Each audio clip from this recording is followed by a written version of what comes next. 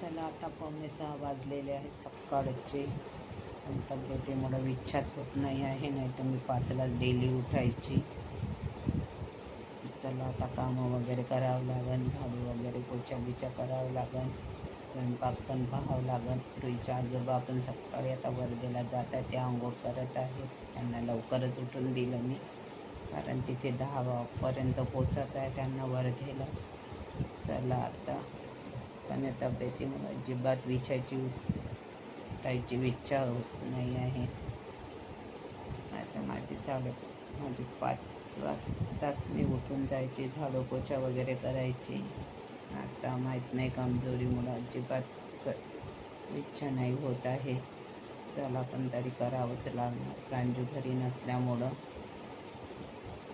Hello friends, welcome to my channel Sunita Wankhede ब्लॉगमध्ये तुमचे स्वागत आहे. फ्रेंड्स, कसे आहात तुम्ही? ठीक असाल, ठीकच राहा, काळजी घ्या.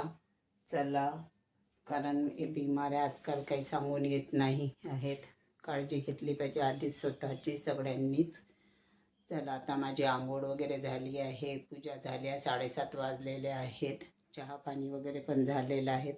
रुईचे आजोबा गेलेले आहेत वर्धेला, ते येतील दुपारपर्यंत परत, कारण त्यांना तिथे प्रांजूच्या वडिलाचं वर्षश्राद्ध आहे, तर त्यांना तिथे बोलावलं आहे. ते गेलेले आहेत, सकाळीच निघाले, कारण हा कार्यक्रम 11-12पर्यंतच राहतो.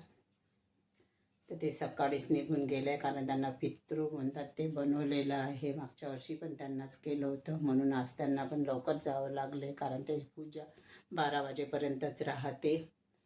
त्यांनी गेलेले आहे.